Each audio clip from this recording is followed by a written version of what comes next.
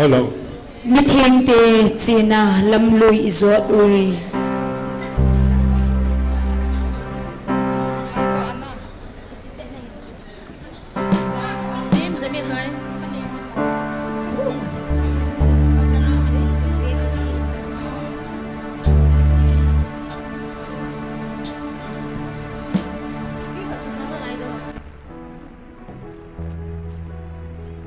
mi pi ho ha ding nom chen ding khom mu hi te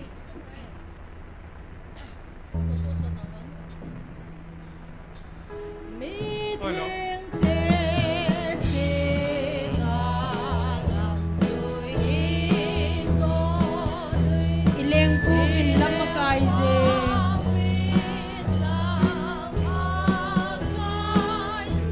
van gam in nom zona chi hi ve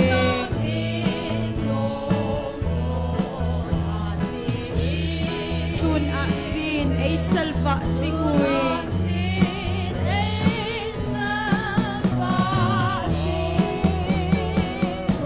van in zona chi hi ve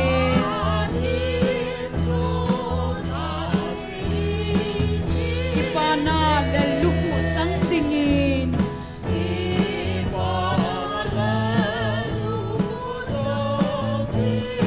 nim lovin chugam min hun ding le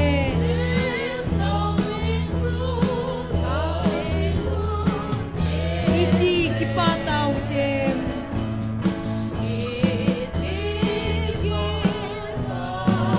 mi thieng sang sa a che sai on zonin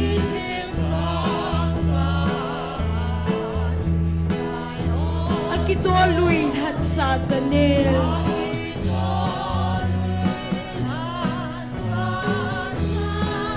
ei ho zong in zong leng thupi a che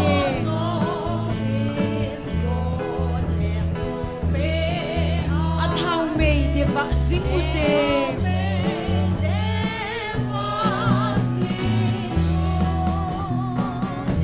van in zona chi hi ve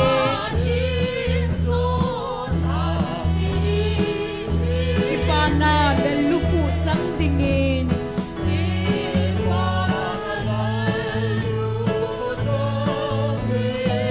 lem lovin chugam min hun ting le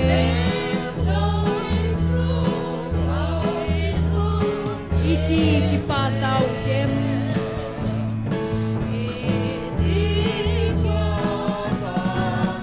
kinem ta le kilung si to chi in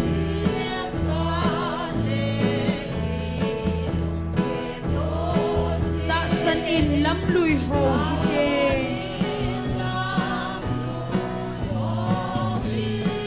ileng pau imwa iki ho lim te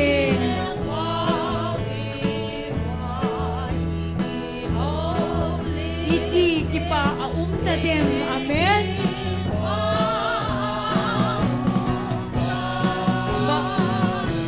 van in zona chi hi ve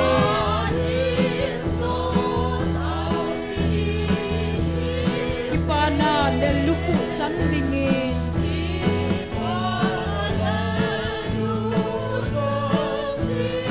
nem lovin chugam min hun ting le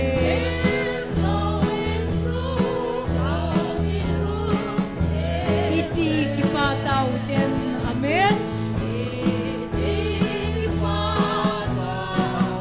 mi thieng te china lam lui izot ui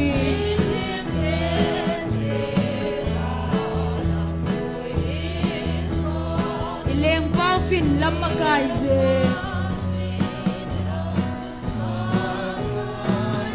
van gam in nom zona chi hi ve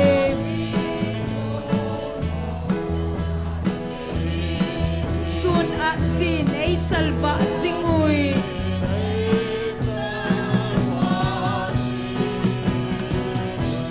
van in zona chi hi ve ipana le luku chang dingin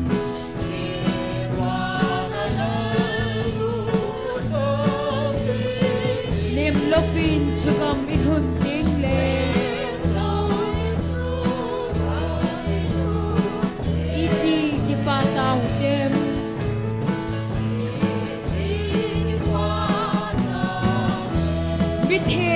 sang sa a che sai on zonin akito lui hat sa zane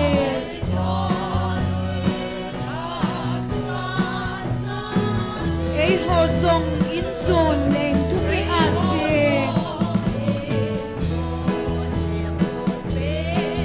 i thau mei de va singu te amen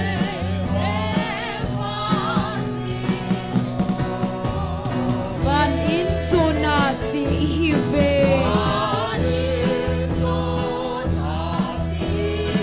ki pa na le lu ku chang ding in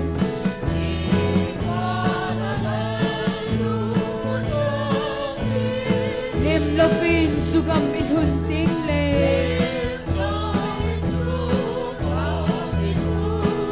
iti ki pa tau tem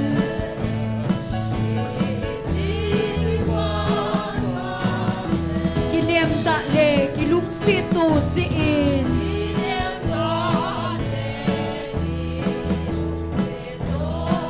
ta san in lam lui ho yu de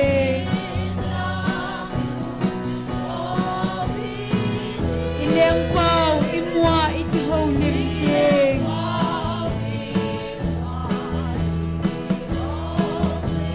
iti ki pa a ta dem amen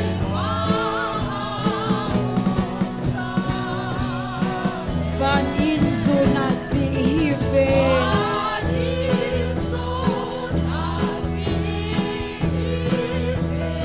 ki pa na le luku chang dingin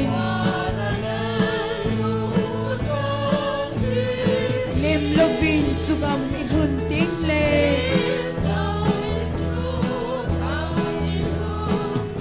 iti ki pa tau dem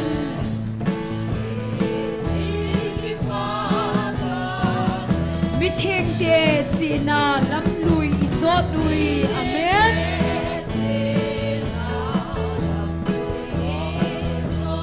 ilem pau fin lam akai se van in nom zona chi hi ve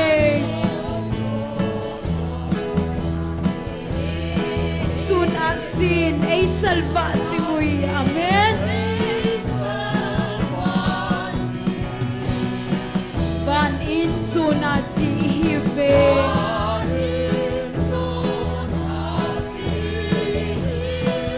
ki pa na le lu ku chang dingin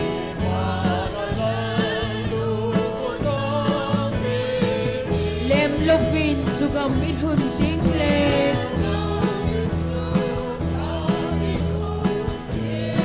iti ki pa tau tem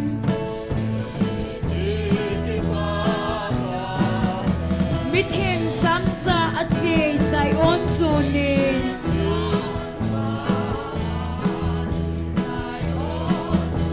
akito lui hat sa zane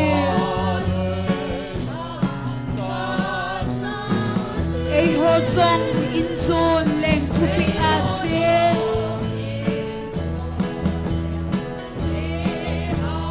i thau mei de va singu te amen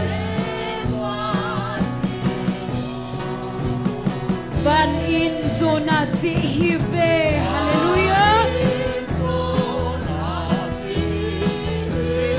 ki pa na le lu ku chang dingin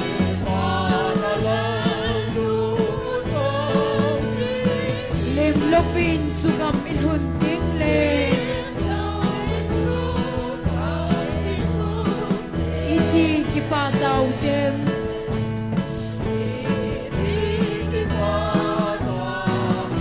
ki nem ta le ki luk si tu chi in amen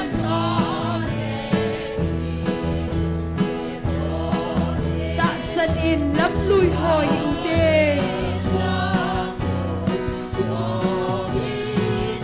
leng pau i mwa i ki ho lim te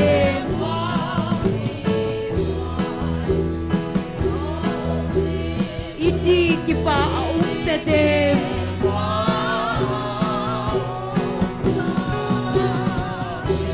van in zona chi hi ve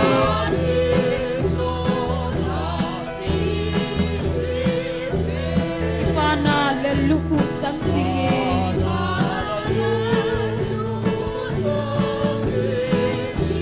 lem lovin chugam ilun dele iti kipataw dem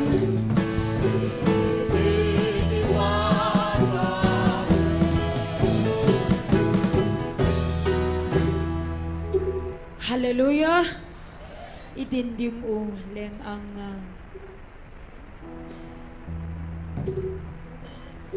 idindim u leng ang bantil to la isa ding ole van gam noma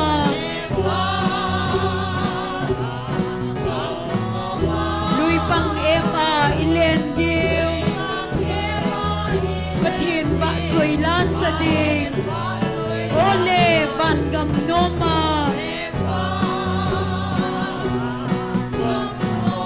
idinding uleng anga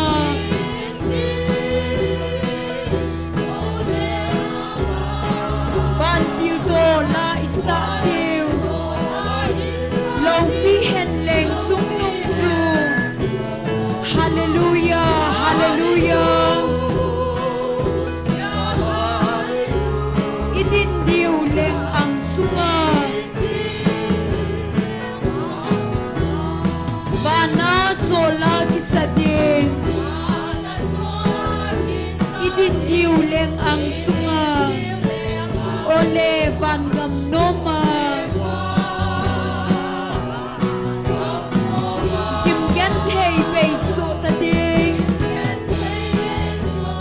ikim now ichai so ding ole van gam noma amen idinding uleng anga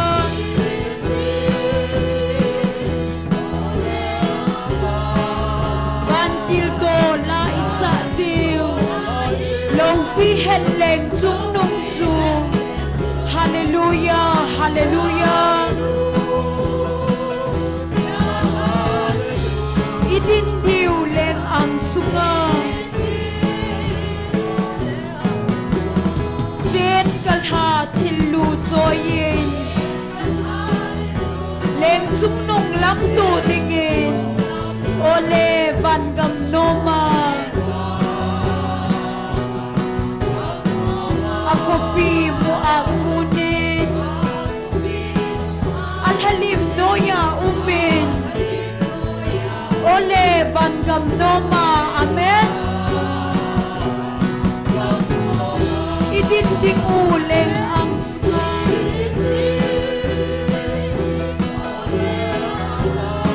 van til do la isa tiu lâu pi hen leng chung nung chu hallelujah hallelujah idindiu leng ang sunga idinding uleng anga van til do la isa ding ole van gam noma lui pang ema ilendiu pathin va choi la sa ding ole van gam noma hallelujah idinding uleng anga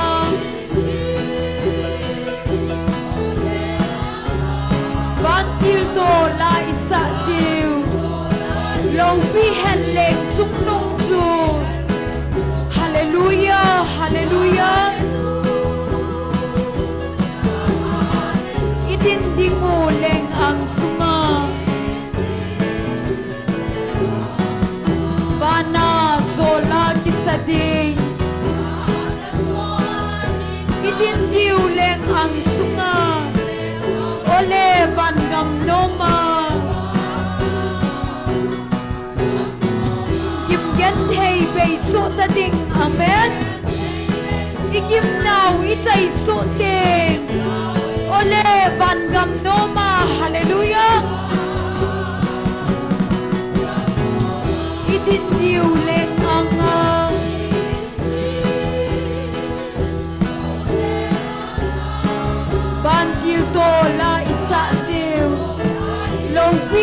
leng chung nung chu amen hallelujah hallelujah itin diu leng ang sunga zen kalha thin lu choyin leng chung nung lam tu dingin ole van gam noma ako pi mo akunin alhalim noya umin amen ole van gam noma hallelujah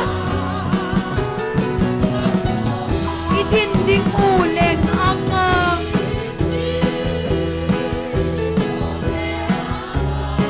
vantil to la isa diu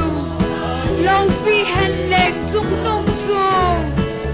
hallelujah hallelujah itindiu leng ang sunga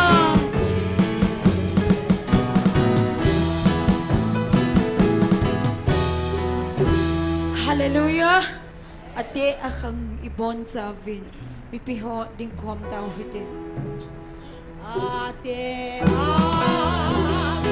ibon Jesu va choi la saude ei ho heng iso chan zalun Jesu va choi la saude amen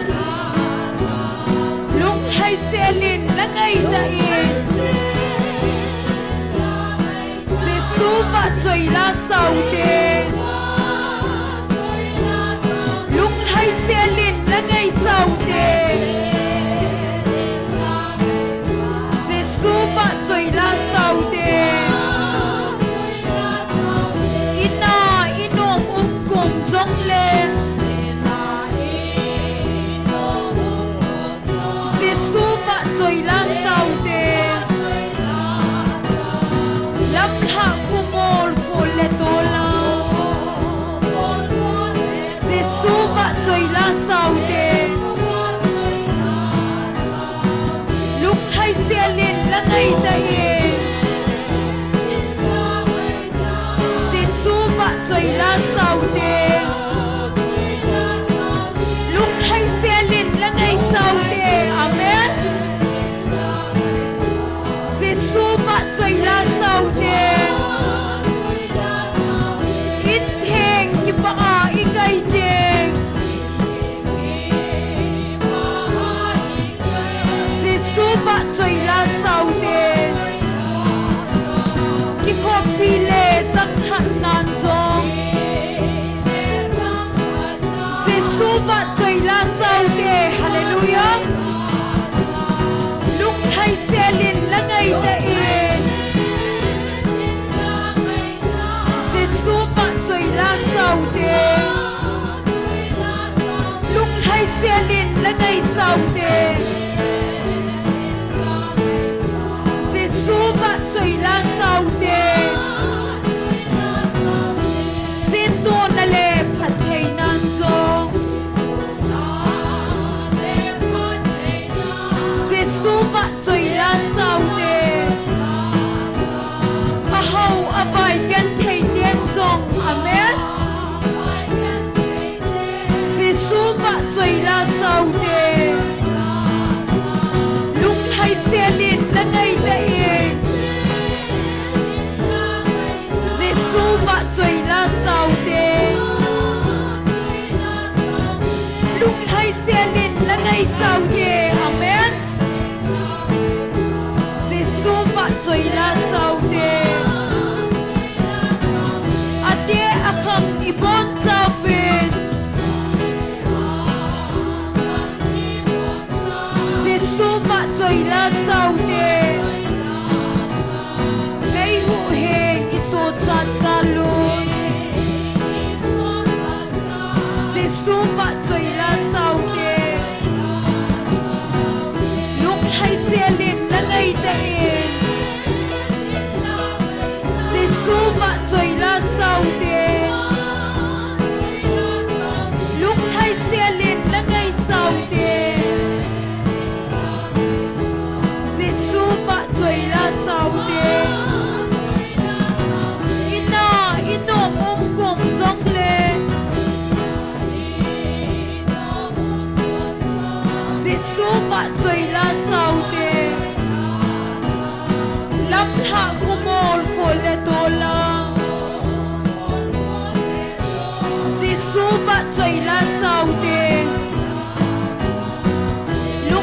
selin langai ta in amen Giêsu va trôi la sau de lúc hai selin langai sau de Giêsu va trôi la sau de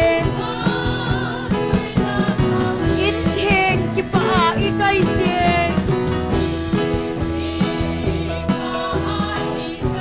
Giêsu va trôi la sau de amen ki copy le chak han nan song Giêsu va trôi la sau de lúc hai selin langai ta in Giêsu va trôi la sau de lúc hai selin langai sau de Giêsu va trôi la sau de se tu na le phat thei na song Giêsu va trôi la sau de a hau a vai ken thei ten song Giêsu va trôi la sau de hallelujah lung hai selin langai ta in amen Giêsu va trôi la sau de lung hai selin langai sau de Giêsu va trôi la sau de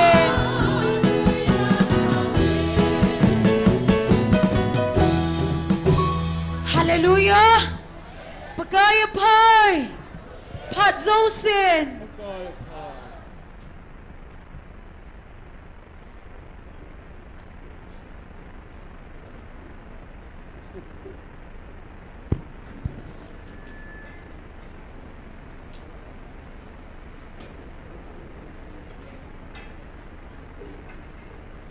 Counseling langa mi tam ham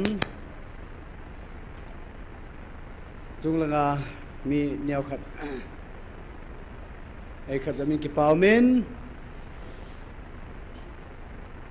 online a hung pongo zo se hin chule muna hung kal song nu le pa ulenau teo zo se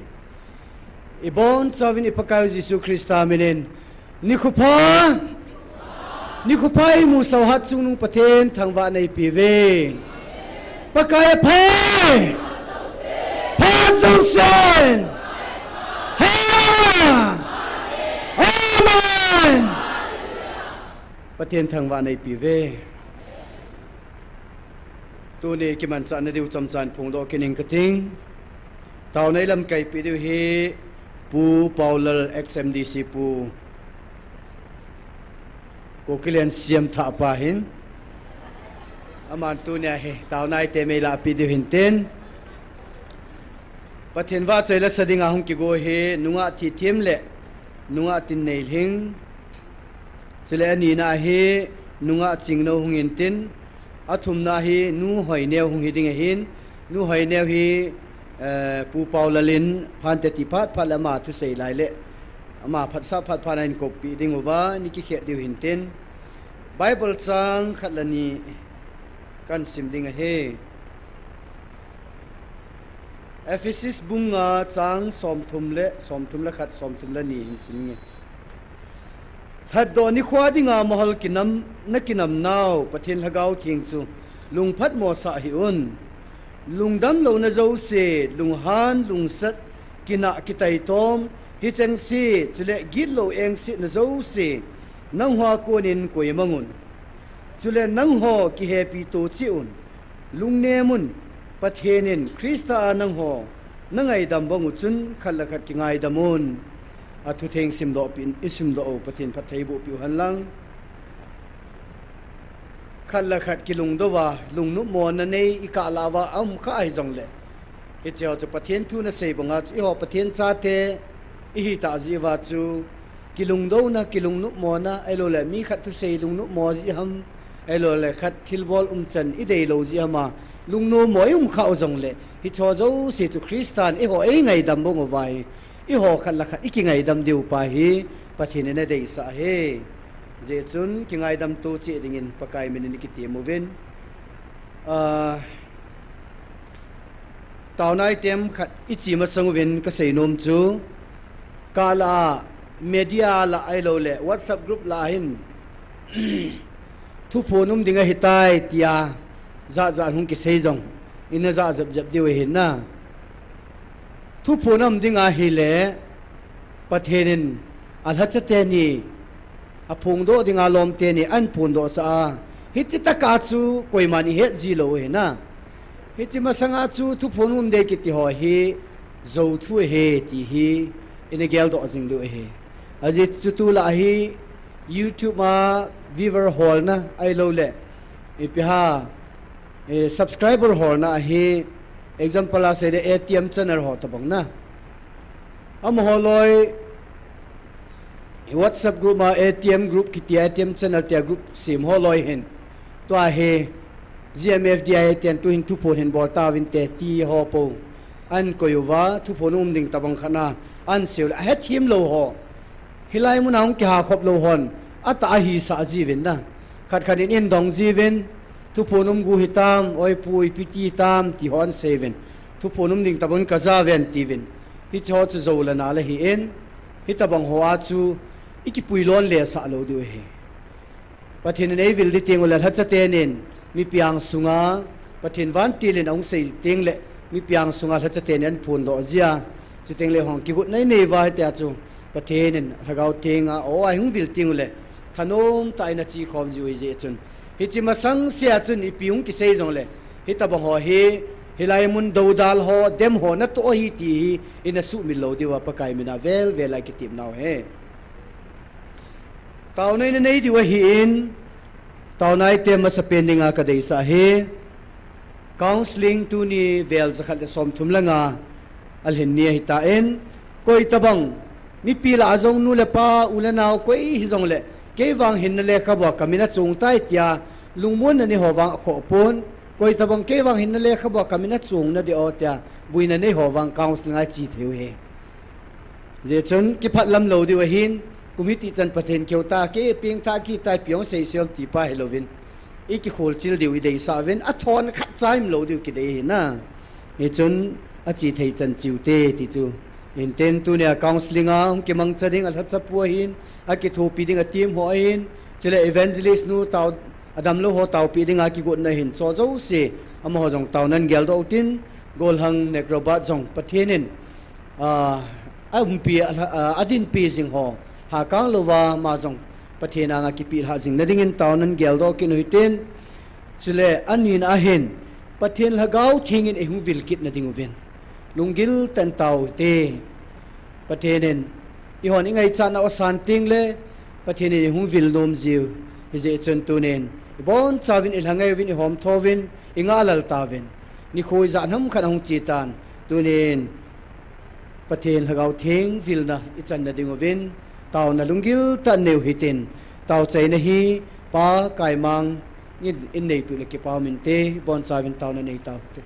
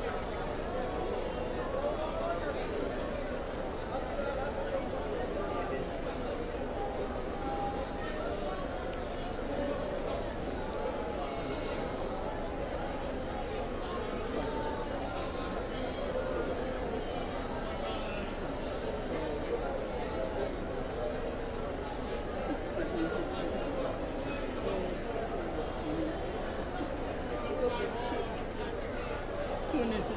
na setiap lagi sansat kalam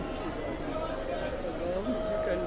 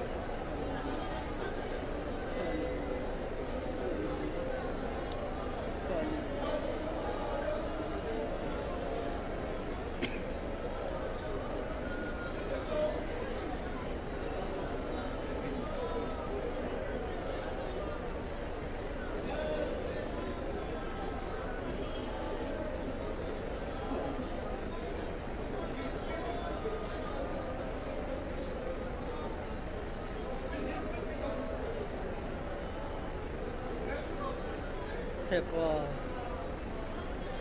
kakipa ve paka na cha te tu ni san ge ya nei ko na o ka za na muno lei sit sunga a thieng dam lo nei su thieng pi na mun wa tu ni azong na cha ten hagau mi hian nang ma ko ho thei na nang ma kain thang wa ne tu nin paka kaki khop na hin na thua e lam kai di han la Nava asoy la sadyang la nang mani din bilang. Sila na hatsanu yung insunga anadam lo ataw pinanang man natong kidinihing kataw binihi. Tagaw mang tay gyal kho na zalin pakay tunin zong. O counseling akibolin sohi. Nalhatsa pumang sana atim ho to nang man naman sa. Tagaw mang tay ho hudo am tinrinihing kataw binihi. Tuni kaki khop now kapat wapat kasay ka asung sibin. Kalawa nang malhagawan ay hat kompita vintin ay hu hingo kapakayo Nazareth Jesu na minakatao he. Amen.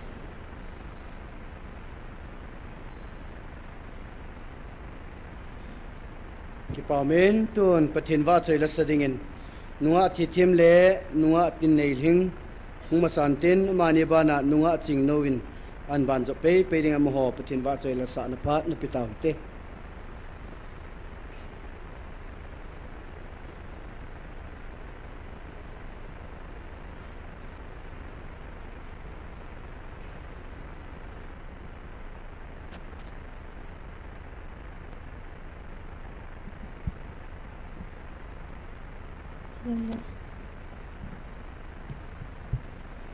Patim ba sa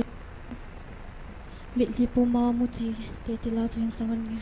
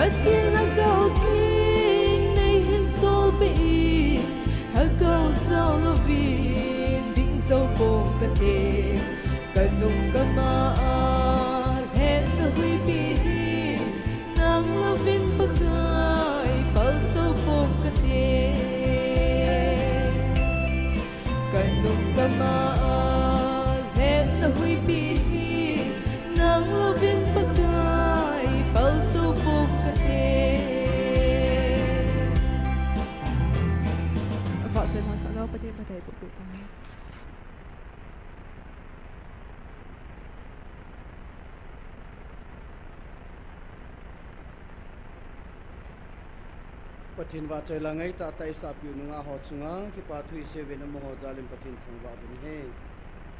ton taw nei lam kai pi deu pu paulal xmdc pu ilim naw le wa chai la so iki pa pi naw ve san khot be ha ben na beng hoite pu paulal phat an pi taw te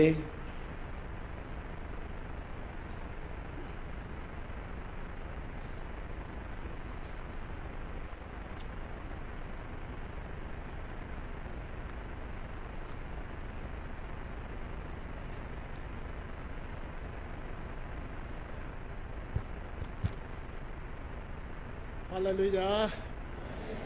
Amen. Patin thang ba num ta hano. GMFDI kidang kasata khanin sen katin. Patin ne yum pinaw kidan na khatsu. Patin wa chai la so he kana ve na he la. Patin en mangsu ke yin na. Athip lo thu chu mai. Ma sang chun mi khanin aki chu ji ki aman di ki ake sa hung ke na ya kha wam lai mo na na lang lo ta sa thi tho tho pa chi na man tho tho chu na mun dang he le kinui sa nin tin na ama yong ading la ya thu ka thei pui na ta ka se na ya cha be sa ding la ya thu di ai wa nga pa thin la ga om pi dan chu ama ki pa ke na la he chu na aki chu ji ki ya man di ki a sa thong ke pathen e um pi naw khat ka gel do in na pathen en tu chan gen wa chai la so yang e um pi jing win ma ho zalin pau pathen thang wa ho te tu nin ki pa na ma ka gel do khat am lai ji em be fidia pathen ko ma ai taw naw le pathen thaga we e um pi ho hi wa noi li sit ki thang ai in ku teo email ma teo jong he win na email ma teo jong hai ta he no ye chu na leader pawen pu ps in wan gam ko ta chu ku ki jo cha te tam pen ni pe win pa kai ti ataw na jong amu chu ya hu pul wa tu a ko le si bang he ke ho ading hin wan gam bang ku ki jo cha te ade he ti taw so na ki pam dan na email ma tian wal gam me ho da ap do thei chu pachin de ap do hol I tabang ki pam de tam na ai ham ma ho nan sei me ka ki pa chu na hi yong hi te di chu amu je wa cho sei wa hin na mi sang an wang pathin za la wal gam ko ta wang he pse ni thum pi he tam pen hi taw te ti he mi ho ngong amu je wa an sei do wen ka lan ka ki pa ma man na pathin thang wa na ta han no tu ni hin ka giale jeme fidaya panila hi wangam di khole ka ga giale ilaya ti bu nge pa ho na ni sia ai lo wa le drum mal pa na bes lit pa ho bang ni sia pan la hi na ale la lam kai pa pamang ho bang hi wargam di khole Jesu Kristan laya pan na la yu win si bai hute ta khat di be si bai di ha ka gyal so na aba na la phal se ho na to no na go to ho ai lo wala anien ho na lo khom ho na hilanga ho ko agun na bang koi tau te neu cha se do the lo na ni sia pugam gong pa in nei pa thang se ho bang na pathin na gel sang de dan ka ga ngai tu su na wargam di khole na bor hoye atia pathin Jesu Kristan ase bai ding lo hin so ahung khom lo se yo e ji bai di hu so tua ka se ho ni sia redia na ni sia a bor ngai ai hi ha ba ke bor yong la ta khana ve ni ve thu kyal ki hung lo lo so ni sia pan lo ho hi pakaya sun a khon yong me tan di in te ku ti so se bai ni la na ni khan nia koi tam khanin pujal man to ka kisi bai hon la ka taw na wa I me tan li I chele ne ti na alung lut be se so na e cha pan lo ho hi Jesu Kristan a khon wa me tan di chele dinga ka ya so na ke ni khat le ve khat to chi e ho loi ho hina ai wa chi ve wang ki mu nan te ti ka ki ta san so na ka ki pa thong tho he ke na Yesu Kristus na mi mo to imba yong hello imba yong hello ai wanga GMB fidia ya thaga wa ko hung gil na ta sana taw na lam kaya ve khat ve ni na pan jin ka ki pa ta ni si bai ding ka gyala ka tha nu so na tu ya ka gyal do ka ki pa so ke na ni to bang wang ha me ni mi hin te hi yo le I chi bai phat phoi la ka ki pe ka ti na ka ngai to la tu da hung ki khom ho yo si yo na ni sia ki khom long im na u cha ha di di hung ho yo pathin chi bai la imu di so na ki dem tong ki imu te te di wa na pathin thang wa num ta ha no tu ni hin thil tam ta sei di yong ka ha got pu yin taw na yong ve ni ve thum i man thel la na mang ho ten tu ni hin hello sa I bol ho hi I bol thei shit I bol ho hi na pathin na man nom so tu nia musician ho bang hi ami cho hi so thing ta sa ding nga chu I ge la he la na ha ni sia lam kaya pan pau hi a bol thei shit a bol hi chi khel am ha bowling do hi cho hi pathin na man hi cho na ha sa le jong le I bol thei I bol pau hi pathin na man nom pathin lung hai dai ti ka sei do no min na so cha pol long min ha lo sa bu som la bu li hi chi bu hi a ji hi cho pathin lung hai chala na ha lo sa I bol pau hi pathin lung hai dai hi ti a ve la ka sim no ka sei no mai tu ni le kha sim ho yong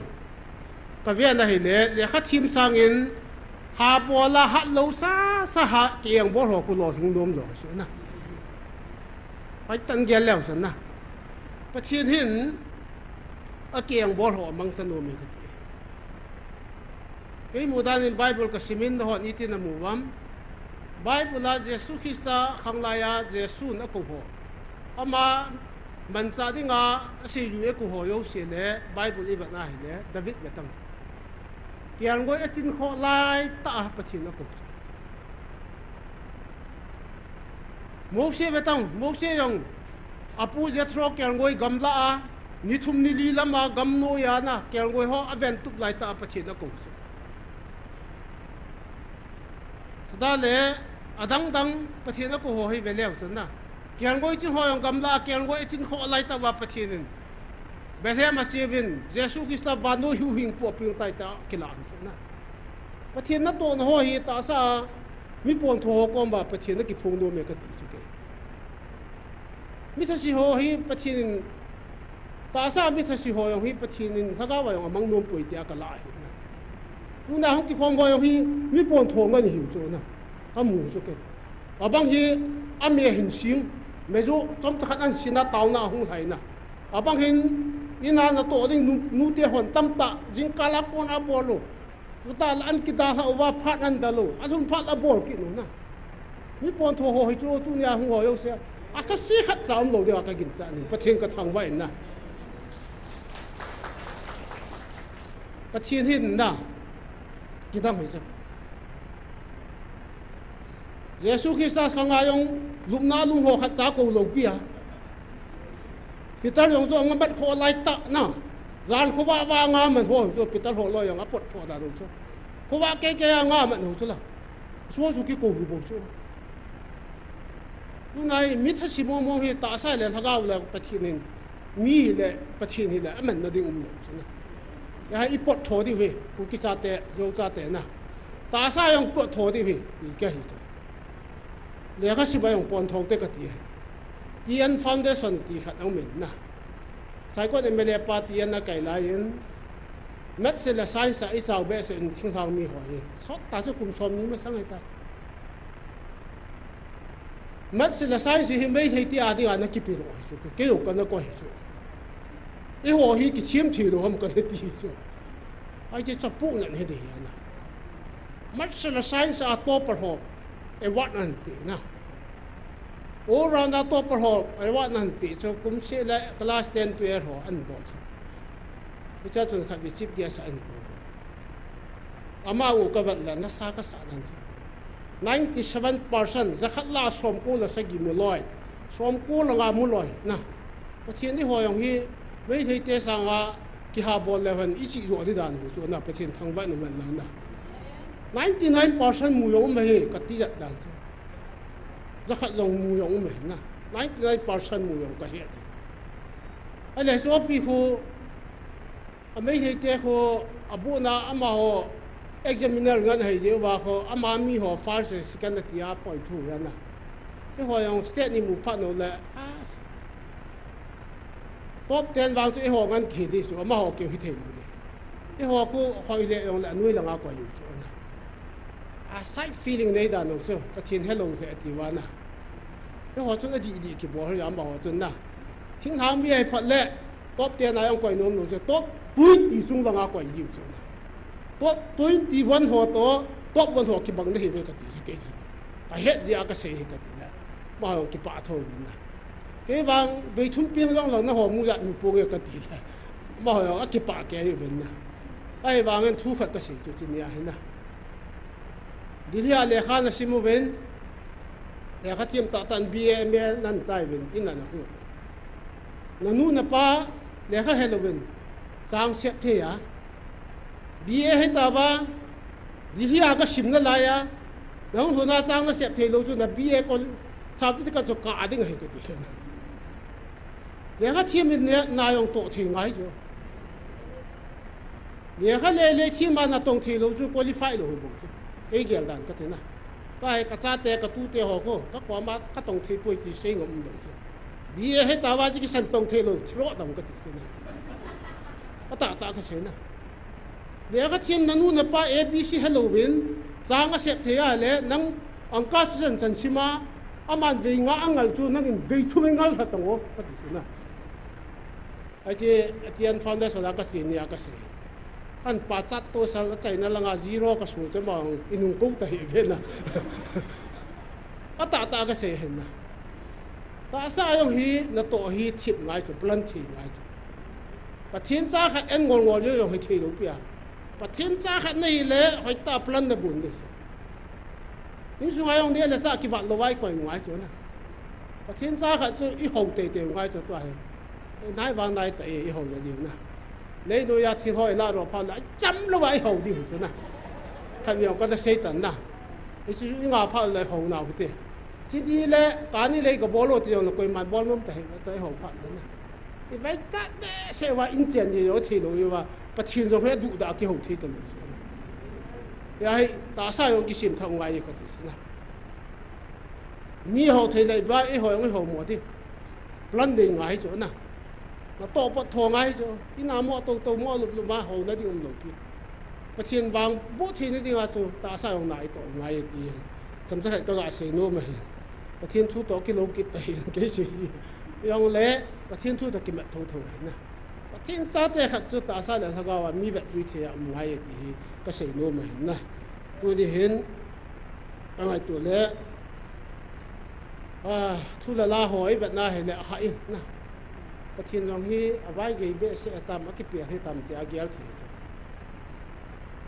chứ cái gial lai ta he Daniel hin ko ka bat kam Daniel hi pathian ni sia ve thum Jerusalem lang angat ataw ai le hi chi pa pi chu hum pi ku sunga le lu dinga all the hum all the lang mayong pathian ke kum lo pi police hon an uma aina uma amet wayong pathin ki kumnai lo pia apo wa lampia apo wayong chu pulsunga le lu dinga pathin ki kumnai lo pi na an le lu wayong ki kumnai lo pi cho le lu tau cho ai wang achu chala pathin hu ki kum chu na hom pi hoyo se kam da ka ran ta kidang na sa wa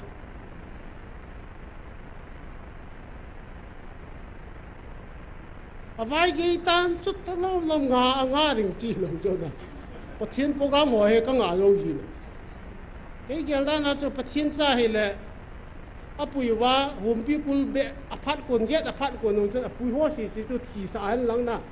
hong cái nung le ji lâu phải đi le yong a le lu sa so a ho dan cho na ti ja nam dan cho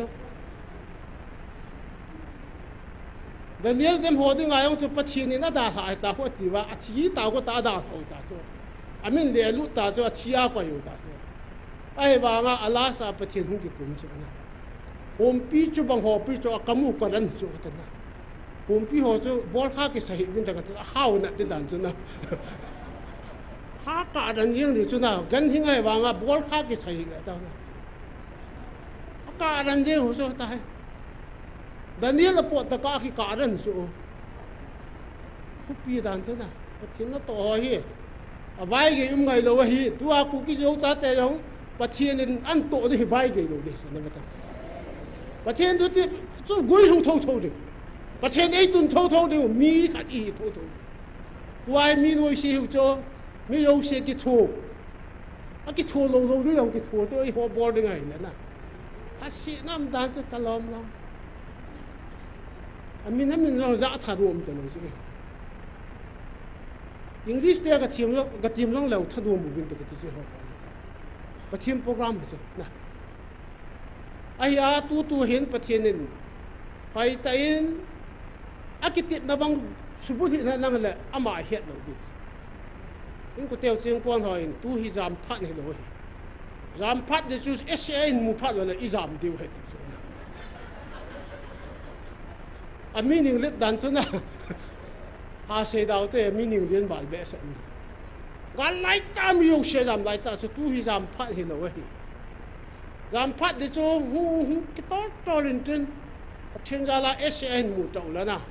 chu phat lawang chu a phat sat de hi i jam diu he hi chi ding ji chu pathin tu a hi pi lo zero a hi phat lo le zero a chu in ki sim tha de chu zero na zero ai ki pat lo wa la pathin in gam i pi hi le tau tu ai pi wa le azu a ching kon ho na se chu adi chu ki jam gam ke de ta su ke ka jam de su ta ta ama hok sang ka ma sat mai the chu na yi chu i li da lo tu ai pi wa le i ti di i ho le ho ki tha di chu da lam kai di ho ava nai le pathin lung dong in na ta he ami Israel te kum ni som li ding kum som li apui to banga he ei pui chu su di go do chu lung dong hi tong wa la hi tong Daniel jong hom pi kul sunga ki le lu chu ki le lu chang ge ang pathin na to lo pi chu na a ki le lu ju wa pathin na an to ba me na ye ho he tham cha khat lung ha ke to banga lung ha na mu le lung ha pu te ti he ka sei no ma na ke yong he tu sal ka ba ka lung ha le le chu ko ti ko ti ap lai tu nga pathin tu se ho yong ki ta san thong ai ba nga an ki hei ni ji am na ai la nga thu su hung ha hung be se pa le na an ki ta san ya na ki hei ni ji dan na pathin lung han ji de dan na ne na ako la nga hello ho chu lung gi mu han lang ha si han lang ipi yong la ho lo chu a ji em fe dai ai ho chi lo si he ho be hi na ai ti hin ki ha pe yeng la phadi hi na a ke yeng ta yong ka la kana ki ta san ji lo na chi lo si hi a ki tai ta kan ger ka yong un na lung ha lai tin en chang ka ne lom lo kan ni ji chu hi lo ding hi pathin bai ho me nga di pathin en ji em fe dai ata san ho wang na sam jang yong khat jong ka su khat lo di pathin thang wa dum han lo na i vat di chu tu ai i society wa abu yong he pathin lai dem ho pathin ta san ho bu atu dinga se na e ho dinga lungol mo na di lo na yong la isu pi khat hong thi phat la bu chu na ke tho ya chu ha ta bai tau di pa kai ni kel do win lang na ni pi dio ni pi do ta win tia ha ta ai tau ngai he unin bible khat hin sim ka ten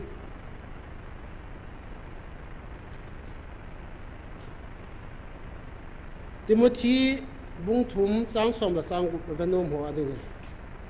hi bible thu hi chom chakhat ka se no me bible thu pi dan na Timothy bung thum chang som la chang gu pathin hu a ha kum pathin de ka bu chang se chu ki hil na ding ki pho na ding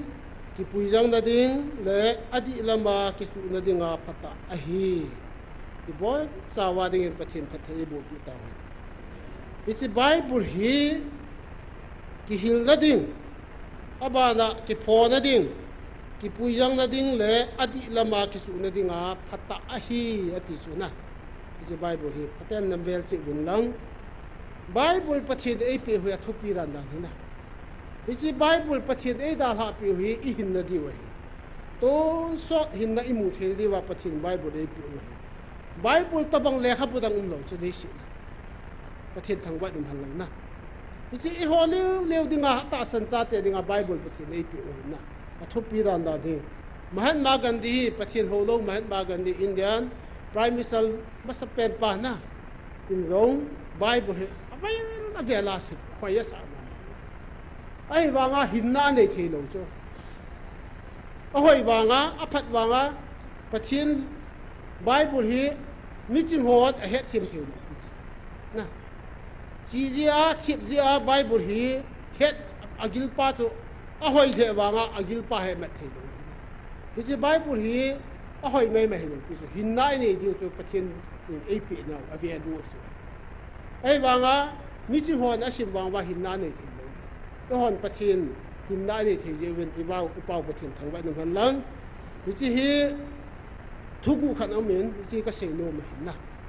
ji Bible hi mi tam ta long a sei ding ka jing chan he jong le thugu khat ka mu in kan sei do ding Bible hi sei thim gu na ga bol thim gu na he lo di adi chat tu sei di je na Bible hi lep lep di he lo pathin thu hin adi chu hoi la hoi lo lai sei di tua evangelist ni thu sei ko ken kanak ta ngai no ko lunga chu ke chu oi ma dit lo pi ko la na Bible thu tung ju ya chi jing ilaya ko PS man lang laya ko im han lang MLA pa man lang ko yung long le rang kaya Bible so azok ju chu ko ka pa sa na den ta hin pathin thang wa na man lang na beta ko pathin Bible he i sei di i bo di ye hin Bible thu gu khat ni sei ka tin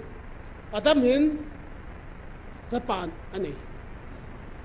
adam cha te ni ju ko hita ken le bal hin ona kenin lâu thôn bia hin abel cho gan cha ching mi pathi da ho hon tat ani honin ai wangin pathinin adong zo pa abel la cha san in ke na cha san ta aji cho zo la kan se di abat ki na Abraham hung chu ki no tin Abraham in sa ni de yin amasa chu isbel hi ta zo sana to pangal muslim ho go ismer su ni cho abana Isak ahin kinin Isak cho dong zo ai wangin hanggui chu Isak nga che ding ai isme la che the lo de kitang ta zo na ta zo a chu chi le kilomita ya ai wanga pathinin adong zo an san na hi aji umai na Isak ahan kitan abana Isak cha te ni chu isau la zakop chu na isau thang le kilomita isau tu amul hi chu Jacob tu mul lo hi chu ai wanga phathi abu ding ku na hi anu hi numi howang hi na abu hui khat um chu numi hoi ai ta ayo lung hang he ben lang na aten ho na ko na abu hui khat um chu acha te ni khat ta zo ya khat dong zo ya chi te ni ka zo sai ni thi chu na ki bang cha ni ko yu le phadi ya na pa wo pa isau na bo le them khat yong Jacob bu un ti han lang chang kai chun bol la ke ka ti chu ke na ai wanga ki thim hoi hon na ku a Jacob pi so mul lo kai so mul la she mana au pang hun ka phathi da yu she la ki bu a Jacob ma phathi na umma corruption na tu lai corruption ki do he ana hi lo cho nu tia ko ne corruption ne na la da a je to yin Jacob ma ko na chi zo si hu che ki ta ba na Jacob tun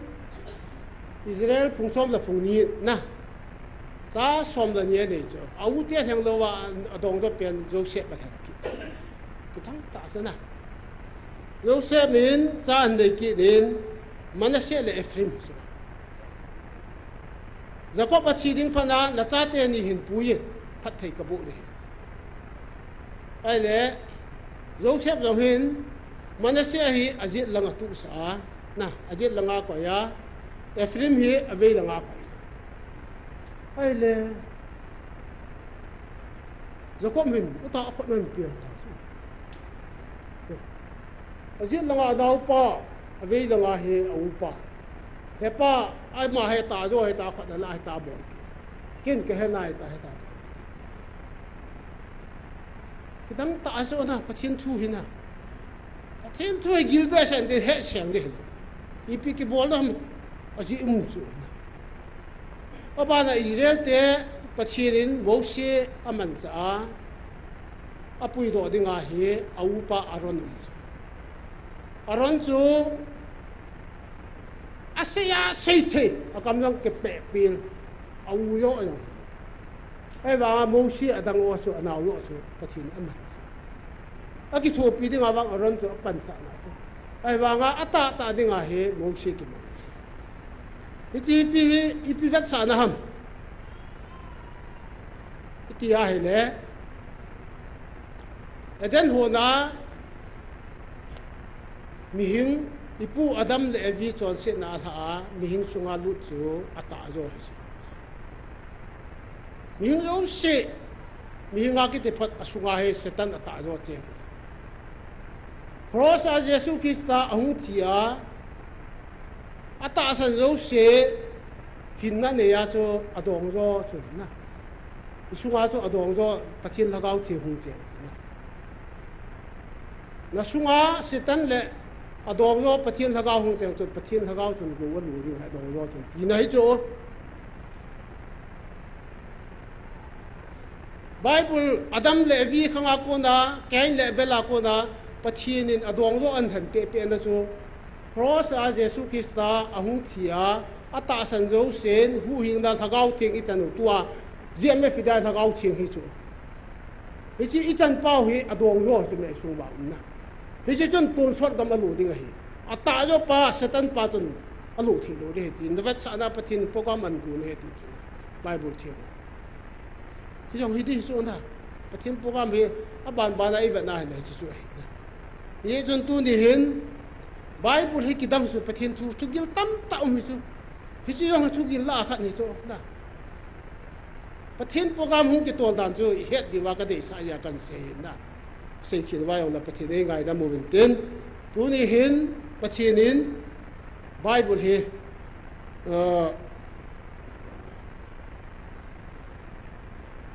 thagau endinga tao ne Bible hi pathin hi thagau endinga ai ko dunia tuin kal en ne chu en ha ne chu tu ha tha ha en ne lo wa hung ki khom chu tu na tha sa sam te ta pu lang ni go ta na ya chu dunia he thaga wa yong Bible le tao nam ha man lo chu thaga wa I thau chau de na tunin jiam be fidai ho thaga wa ne ni ajing wa Bible isim jing wa asim the lo yong chu te si ho na yong la tu na hung ki ko ma ken ka sim chu nang sim ta su la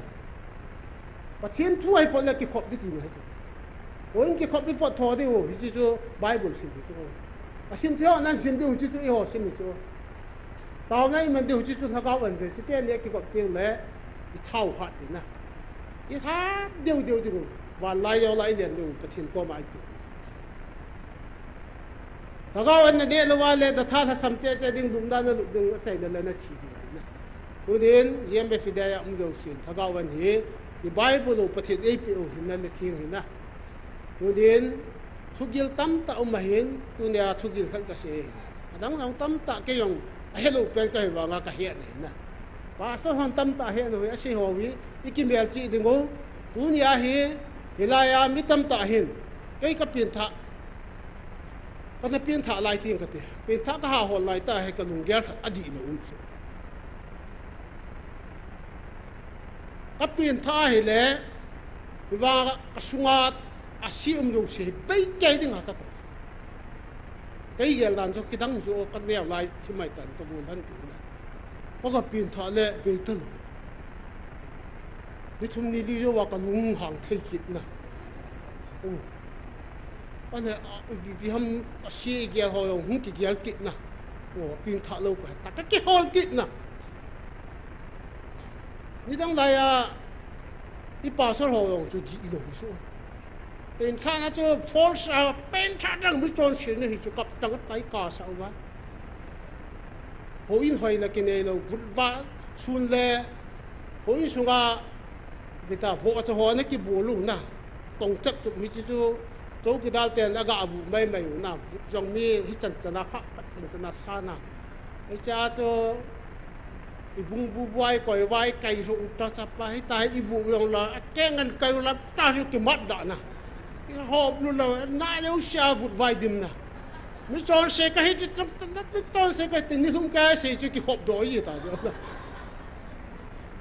กี่หิลดานองดีนู่นจ้ะกี่ภาษาหอยนี่หิลหอกัดเย่นะหอยหิลหอยตัวบางอันนะไอ้ตาสุนี่หิลจ้ะไอ้อาจูประเทศทุกทุกกิเลสแก่เทียนนะไอ้เล่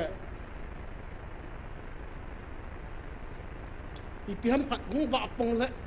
อีพิมพ์ขัดแบบเราว่าจะเปลี่ยนท่ายิ่มตลอดจะวิจขัดเวียนกี่เปลี่ยนท่าสายตันเป็นนะแกงไว้เอาให้คิดดิ่งชูจะสานุ่มเบต้า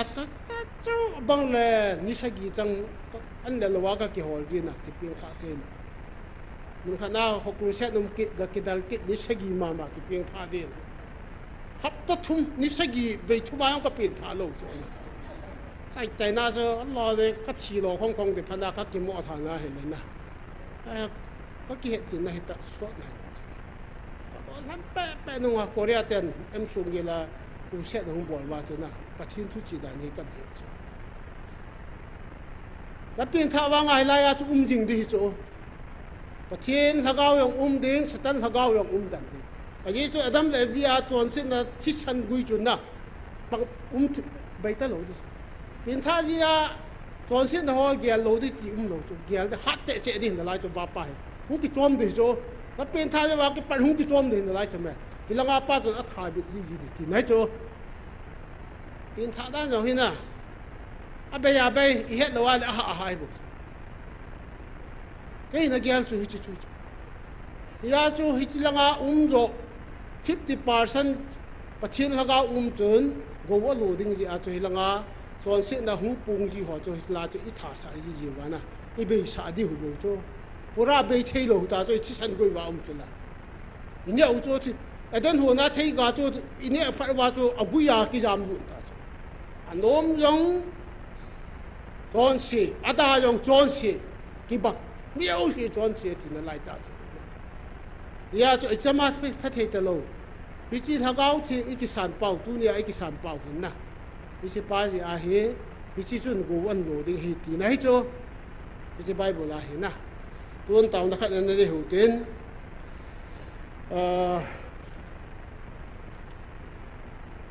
ตัวนี้ nationwide rally เห็นนะอินสุมีสมบัติกิมันหัวนี่จะน่าเกลียดเลยนะที่ฮิวันฮิวันเกลียดวันนี้ลิเซดินอามาหัวเลยมีกุบเลยจะทุบปีตาเสียหัวสมบัติยังกิเชยรอเทียนนะหาเท่านั้นนะเฮ้ยไอ้เสดีไว้หัว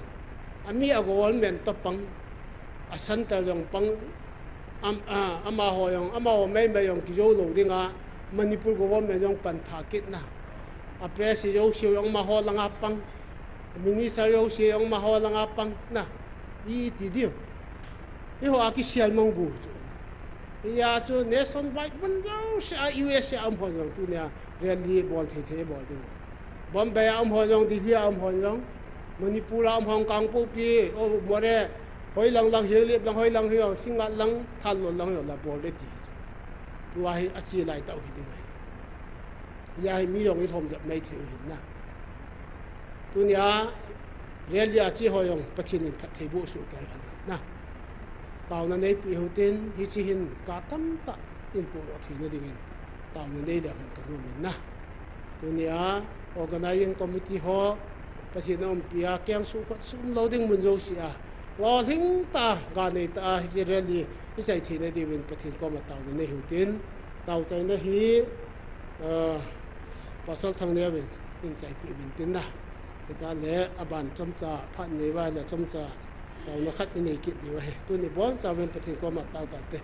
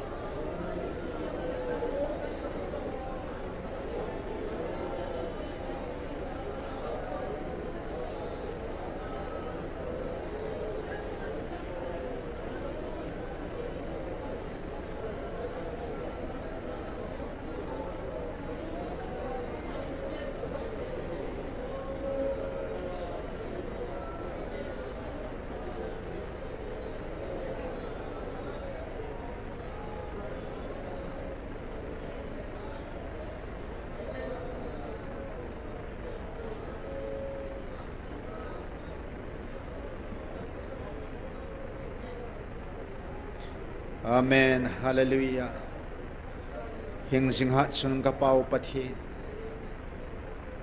Kagal mi masaho to pakai nangin. Tunin ke ho nei pan pivin.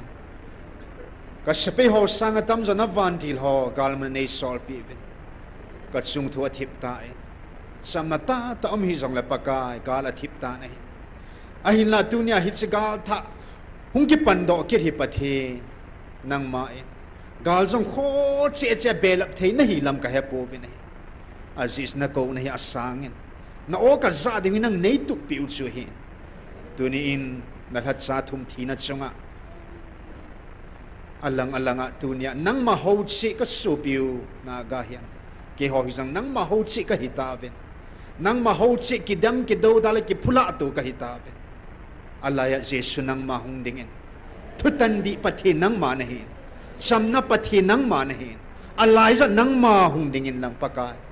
amo athim koi ham hei sang bangin hin kela do satan tin ka taw vin he kanam piu aki sot ho jong phat thei bo in ata ho phat thei nei bo bang nam pi ngai lu na zala tu nya pan lo ho zo sinang phat thei bo in ade in paka hitsigal hinang na ko na hizin aki sot ho zo siang alung sung wa na o za sa te ding ka taw pi vin he ka pau pathin tu nya hitsan chanei puina wa ke pa thu seya na anga pan pi na nga za ka nam pi diula tu na aki sot ho zo se le ka su pi ho aki hen tang ho zo sia dinga ka bon savin jesu manen ka hung taw khomo ve amen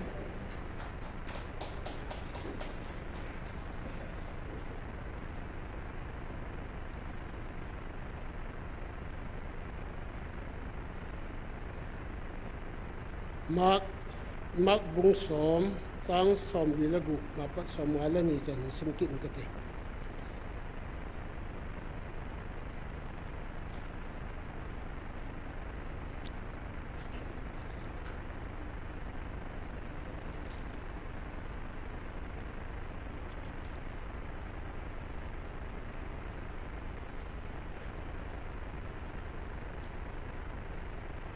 som li la ge na han pan ka te som li la sagia mitsopan nazaret jesu hi he do panin apeng za jingin david sapa jesu nei khutun tin asamtai mi hon thim be din apo sal cheun in la ama aha pen che jingin david sapa nei khutun tin aseye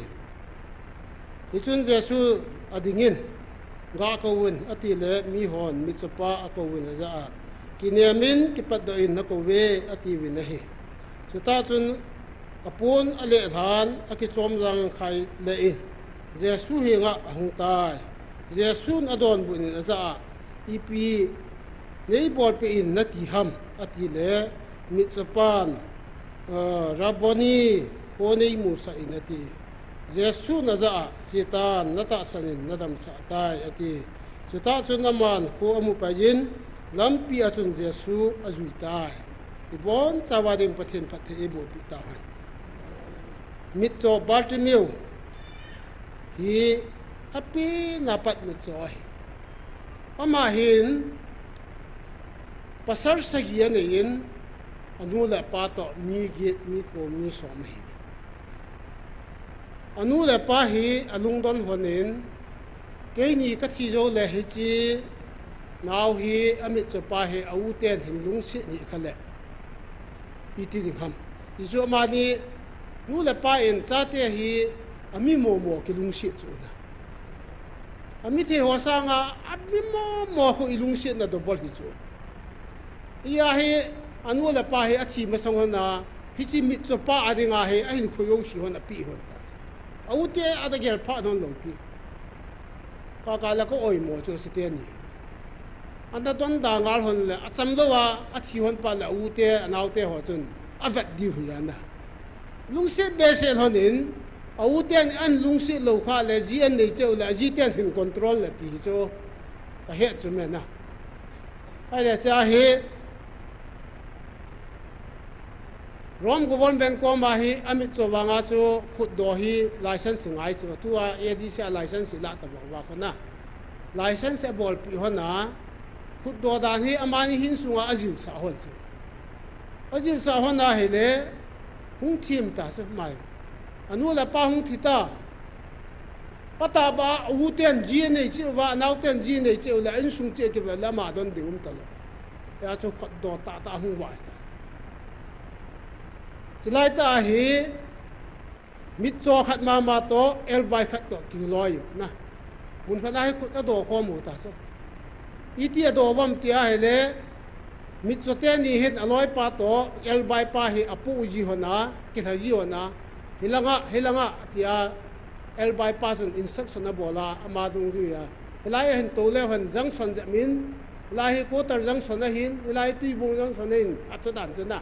lai mi tam je me te ta ba su to wa ko do wa ni hum ke ya cha su en ni ko mo ne le cha ke ho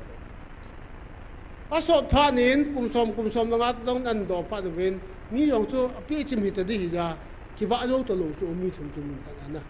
hu ki khan hi taw chu ni cho pa khat pan lang khat azut khat pan lang khat azut amba hi Jericho hina lo hamo Jericho fo a hi ama na pang ai le ni khat hi khona do na hin el bai pa hi na dam hi ta sa patay na dam na alai ham pati chu el bai pa hi mi chu pa pa nang poi ni hitam ti le ni masanga khon na do hom pi pa el bai pa ni pu pau chu ka hi jesu ati pa wa hungin ei su da men tu hin dom ta ka wa le pathin thang wa nang nang na ale cha chu aman ke ei su dam thei dem mi cho su dam thei dem ati ka he pui el bai wa nga su dam thei mi cho wang ka ta san pui ti chu jes satanin na to ta so mi cho su dam thei lo ding a ki hil do hon ta so chỉ phải đa số nôm ta khốt cái đồ kia, phát xuất ta cho hiện, lối pa mi cho pa số, mù kít ta số, vậy lối pa năn đâm đâm na, coi nhá hết âm tiền là lối pa mi cho pa số cái, là ý tin là đâm hông, Jesus Christ in, kami na bol ho anuin, salom tui ko laga cái sọt phan ta cái chia là cái sọt phan là kami hung bạ gì, cái thằng số na. Ale loi pa cái nei pu te cái dam tu yo dam ka he pui nang na dam yo de na dam yo lo de ka to a Jesus Christ hoi lang ke hi ke lo iti ka nang ka mo pui the di all ati le all chu khat pan nga yo di ichi a he Jericho wa ko na he se ju te to mi hon pi hung do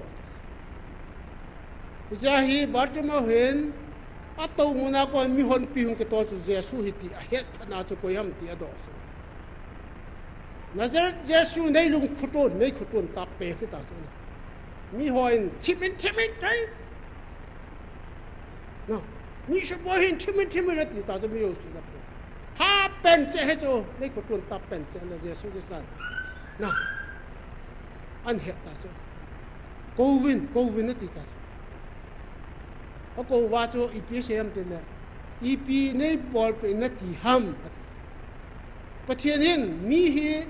ado ba sa tu anang na do ba sa ke yo do Jesu kam bit hi ko nei mu sa na ti na ta san na dam sa ta ti na peta dam ji ho sa na pathian thang ba nim hal na tu ni aka se nom pen ta cho tu hi chi mi cho pa hin sai si ve ni ve thuma tha su chu na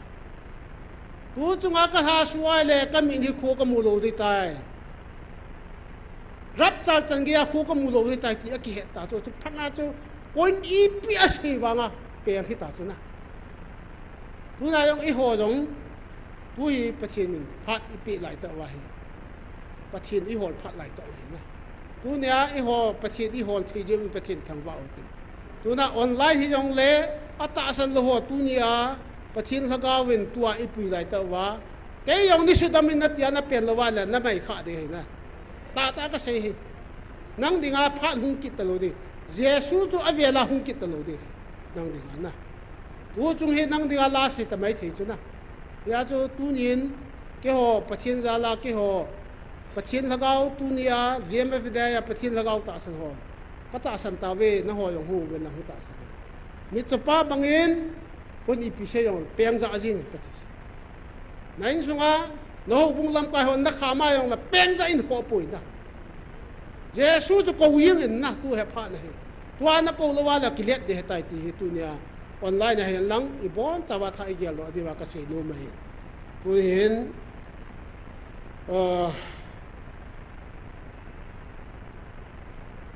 puyan ka ho sin jin kala kaya ka ho kit na ka thai ong lo na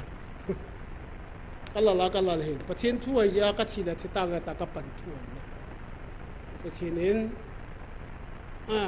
dal sa sa na pan so ta ban ka mai ni chi pai ding bo ka gela ka pangam ba kai na ta ka le yong go ro yu na ai pi yong le sei do kham kamu pathin in bon sa wa ding phat thei bo pi on la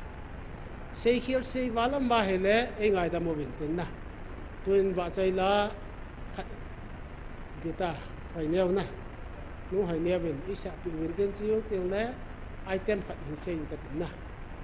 tàu này mình có một vá tôi nhà để phải chạy điều hết tan lúc ta ngày đi in cái tiền mua mình nuôi hay neo nó coi tàu thế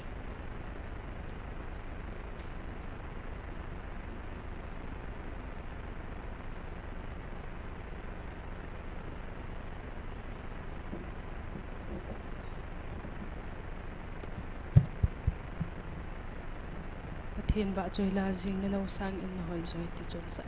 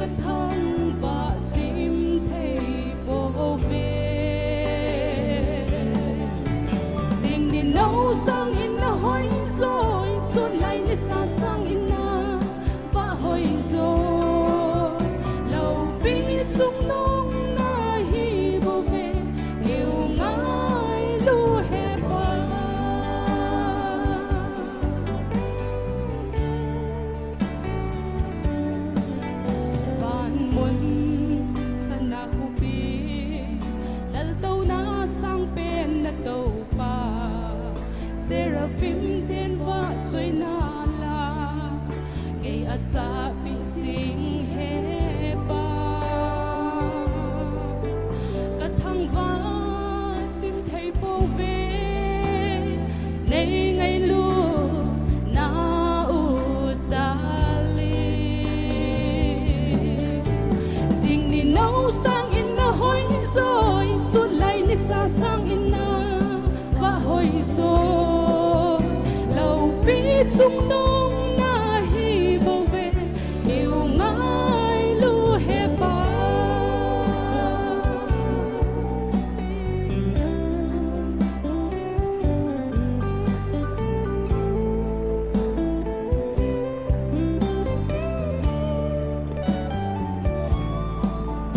hát chung nông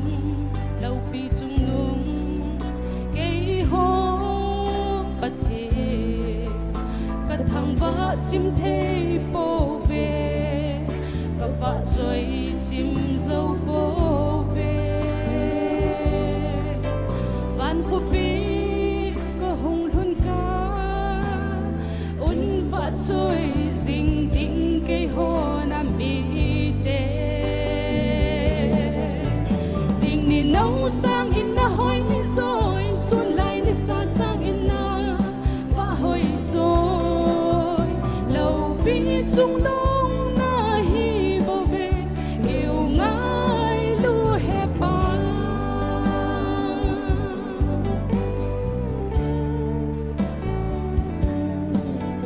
đèn lâu bi chung nông ima nu el bát thế cả thằng vợ chim thấy bầu về cả ngày lút cả cha này đi dễ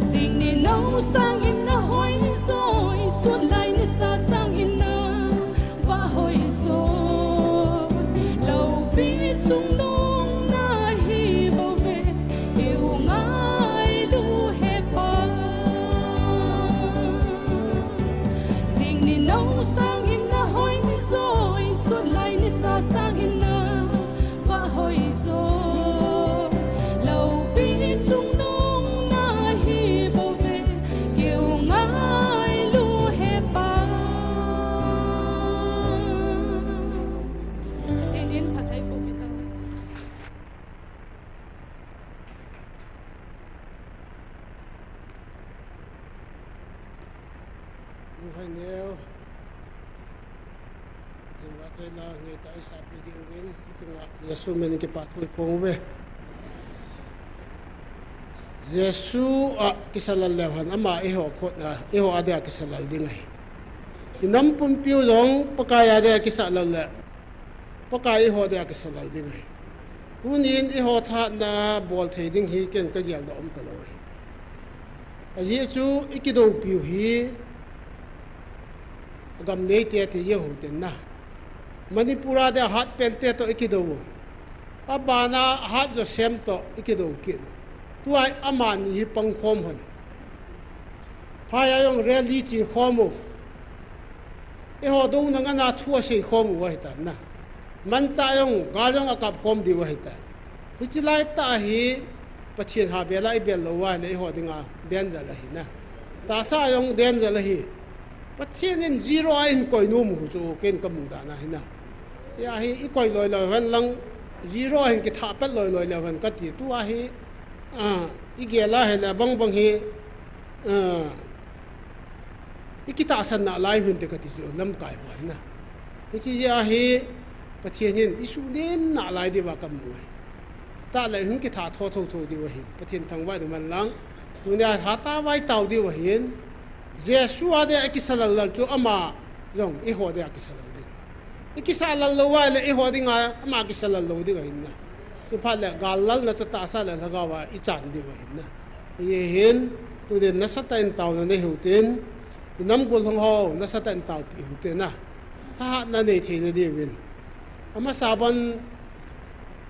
mấy thầy galaban chu bang sia central government Manipur government pangkhoma ama ho jo se to pangkhom wa pathianin bo for zone ei koi pi wa na dat chana in wa la tua yong lungdong hi win pathian apan phona la ti he na lung tha po hitin a yesu ka ga se do nom phan amin santala amit sa vai hom pau le achapa le manipula birian chapa chu contact abol kom hon hi chu ichi border fencing ko naga pumpi e ho pumpi mai hei pumpin border fencing ko Mizoram te yong zau na lai chu na ke bol thai pon tre ta process di za di sing na India lin pempa le Manipura lin pempa cha te ni na bol khom ya ke bol tho tho ha dan che so to ki khoi di hu chu mi acha te ni ki ho thei wal na biren chapa le amisa chapa khon contact abor khom hana ichi a chu central force yo se ama ho langa pang hi chu pathian le le ho langa pang he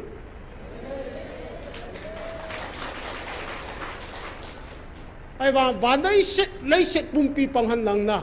mấy thầy tiền là naga te van noi pumpin USA ten ki thopi ong la pathian ho langa pan phan la I ro di gisa hi tangu gicha na di lo pi na tua naga kum som sa gi revolutionary hin bola man cha ong dim set mấy thầy te Manipur government ta hung ki thu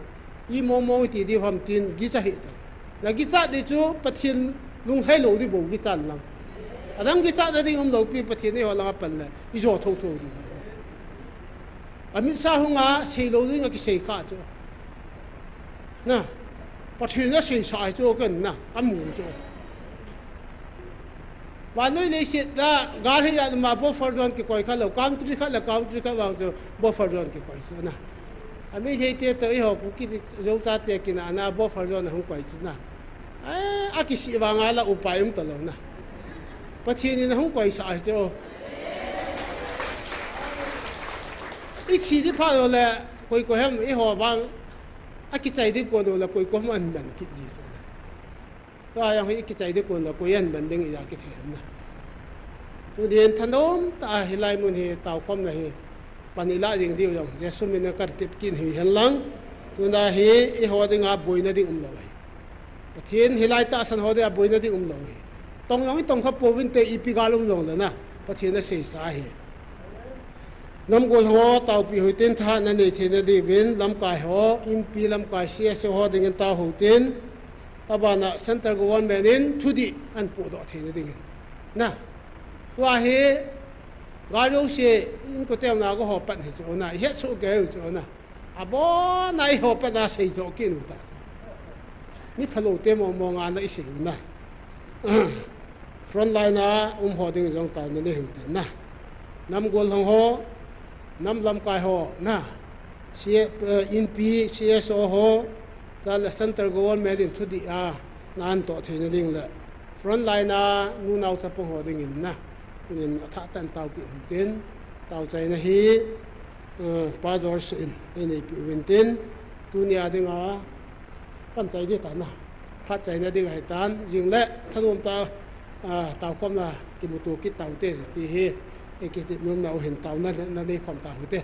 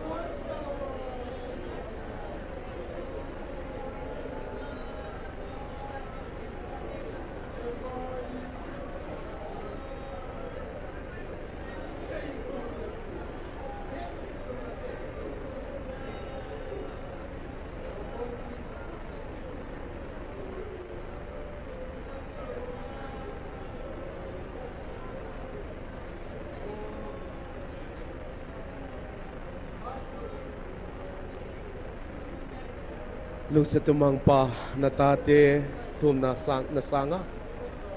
nangin hitan chianga nangman na hing mapui jen na kung anuam tu ka hing tun hi pao na taten katum na teu nangin gimnam tu ya hing sanga pabanga kanamu pa dingkal ka nga lelun tunitan chianga na tute ni da hagaw mei te chikwang thea hitan chianga kalkang swana wa nang ma kom ki pa tu kang gen hi ko ma hoi na zalai sia nang ma hoi na zale nang ma hagaw siang tho pui na zala tunitan chianga hagaw mei te chikwang thei dinga tu ni zong zo thea nang ma nang ko je jong na kunga nuam thu ka heng ten hi tu ni huna na de lo zong ka ham kham kha teu nang man thu le ngai dama ka gen kha ta sun teu nang in hingwal zola tun zong pai ding kai taun ki khen di kai taw ven khen khate garia pai ding khen khate kian nga pai ding dam ta ilum te katung thei na ding zong nangin ngum pi ding kang hi jing ni kho zong le hi teng pui kit a na ba hagaw mei te kang chikwang kit wa na de banga kal kang son thei na ding nangin hagaw siang tho nangin ngum pi tan chin gen khel gen bal ngai dama gen kha ta sun deng gwal zol tan chin nazar jesu christ min siang tho na kom kang hi